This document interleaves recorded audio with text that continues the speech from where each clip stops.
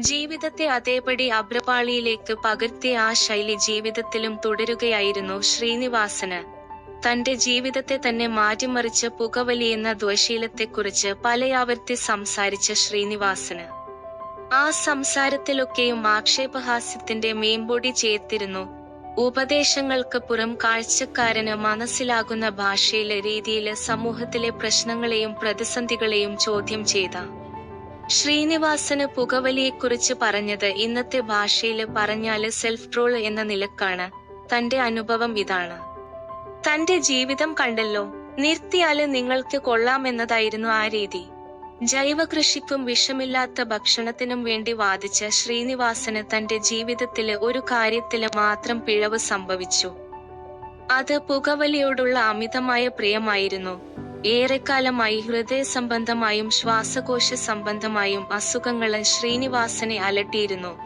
തന്റെ രോഗാവസ്ഥയ്ക്ക് പ്രധാന കാരണം അമിതമായ പുകവലിയാണെന്ന് അദ്ദേഹം തന്നെ ഒരിക്കല് തുറന്നു പറഞ്ഞിട്ടുണ്ട്.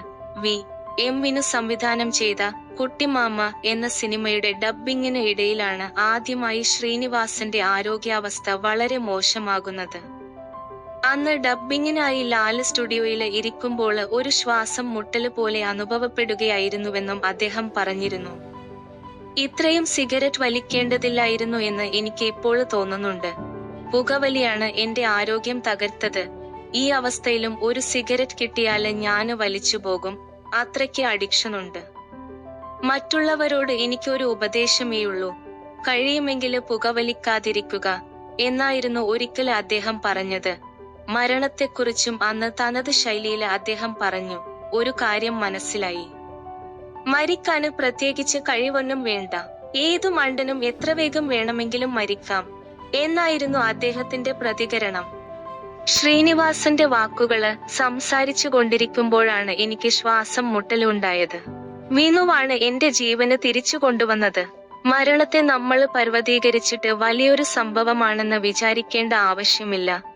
കുട്ടിമാമ എന്ന സിനിമയ്ക്കായി ഡബ്ബിങ് തിയേറ്ററില് സംസാരിച്ചു കൊണ്ടിരിക്കുമ്പോഴാണ് എനിക്ക് ശ്വാസം മുട്ടല് ഉണ്ടായത്. ശ്വാസം മുട്ടിയപ്പോള് വിനു ഹോസ്പിറ്റലില് പോണോ എന്ന് ചോദിച്ചു. ഹോസ്പിറ്റലില് ഒന്നും പോകേണ്ട എന്ന് ഞാന് നിർബന്ധം പിടിച്ചു.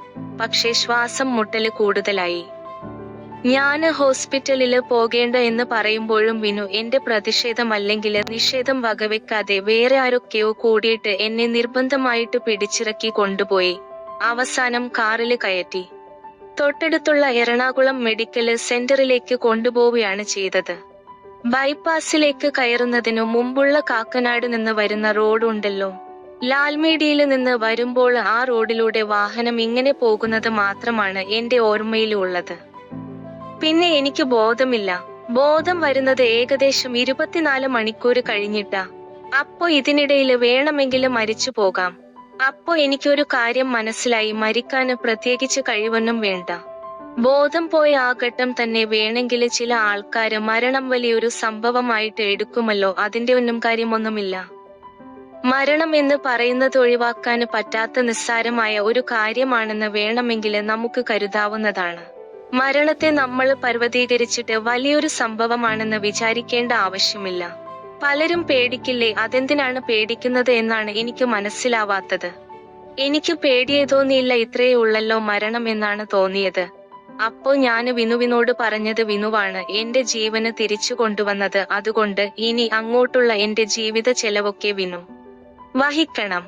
എന്നെ ജീവിപ്പിച്ച പുള്ളിയല്ലേ, അപ്പോ പിന്നെ ഇനിയുള്ള കാര്യങ്ങൾക്കൊക്കെ പുള്ളി ഉത്തരവാദിയാണ്. സ്വാഭാവികമായും പുള്ളി മാത്രമാണ് എന്റെ ജനനത്തിന് ഉത്തരവാദി. സാധാരണ മക്കള് ഉണ്ടായി കഴിഞ്ഞാല് അച്ഛനും അമ്മയുമല്ലേ ഉത്തരവാദികള്. അതുപോലെ എന്റെ ജീവന് രക്ഷിച്ചത് വിനുവാണ്. അവിടെ വെച്ച് ഞാന് പറഞ്ഞു, ഇനിയുള്ള ജീവിതത്തിനുള്ള എല്ലാ ചെലവും വിനു വഹിക്കണം എന്ന്. അത് പുള്ളി ചെയ്യുമോ എന്ന് എനിക്കറിയില്ല. ശ്രീനിവാസന്റെ ഈ ദ്വശീലത്തെക്കുറിച്ച് മകന് ധ്യാന് ഉൾപ്പെടെ പലരും നിരവധി തവണ പറഞ്ഞിട്ടുണ്ട്. അച്ഛന് അലോപ്പതിക്ക് എതിരാണ്, മൈദയ്ക്കും പൊറോട്ടയ്ക്കും എതിരാണ്. എന്നാല് ഇതിനൊക്കെ എതിരാണെങ്കിലും അദ്ദേഹം നന്നായി സിഗരറ്റ് വലിക്കും, അതിന് മാത്രം അദ്ദേഹം എതിരല്ല എന്നായിരുന്നു ധ്യാന് പറഞ്ഞത്. ആദർശങ്ങള് മുറുകെ പിടിക്കുമ്പോഴും പുകവലി എന്ന ശീലത്തിന് മുന്നില് അദ്ദേഹം കീഴടങ്ങിപ്പോയിരുന്നു. സംവിധായകന് ശാന്തിവിള ദിനേശും ശ്രീനിവാസന്റെ ഈ ശീലത്തെക്കുറിച്ച് ആശങ്ക പങ്കുവച്ചിരുന്നു. ശ്രീനിചേട്ടന് സ്വയം പീഡിപ്പിച്ച് നശിപ്പിച്ചു എന്ന് ഞാന് പറയും. സിഗരറ്റ് വലിക്കരുതെന്ന് 100 തവണ ഞാന് പറഞ്ഞിട്ടുണ്ട്. സ്ക്രിപ്റ്റ് വാങ്ങാന് ചെല്ലുമ്പോള് പുകയുടെ നടുവിലാണ് അദ്ദേഹം ഇരിക്കുന്നത്. ഒരു സിഗരറ്റിൽ നിന്ന് അടുത്തത് കത്തിക്കും. ആരോടോ വാശി തീർക്കുന്നത് പോലെയായിരുന്നു ആ വലി. എഴുത്തിന്റെ മാനസിക സമ്മർദ്ദം കുറക്കാനാണോ അദ്ദേഹം ഇങ്ങനെ ചെയ്തതെന്ന് അറിയില്ല. ശാന്തിവിള ദിനേശ് ഓർക്കുന്നു. സംവിധായകന് ശാന്തിവിള ദിനേശും ശ്രീനിവാസന്റെ ഈ ശീലത്തെക്കുറിച്ച് ആശങ്ക പങ്കുവച്ചിരുന്നു. ശ്രീനിചേട്ടന് സ്വയം പീഡിപ്പിച്ച് നശിപ്പിച്ചു എന്ന് ഞാന് പറയും. സിഗരറ്റ് വലിക്കരുതെന്ന് 100 തവണ ഞാന് പറഞ്ഞിട്ടുണ്ട്. സ്ക്രിപ്റ്റ് വാങ്ങാന് ചെല്ലുമ്പോള് പുകയുടെ നടുവിലാണ് അദ്ദേഹം ഇരിക്കുന്നത്. ഒരു സിഗരറ്റിൽ നിന്ന് അടുത്തത് കത്തിക്കും. ആരോടോ വാശി തീർക്കുന്നത് പോലെയായിരുന്നു ആ വലി. എഴുത്തിന്റെ മാനസിക സമ്മർദ്ദം കുറക്കാനാണോ അദ്ദേഹം ഇങ്ങനെ ചെയ്തതെന്ന് അറിയില്ല. ശാന്തിവിള ദിനേശ് ഓർക്കുന്നു.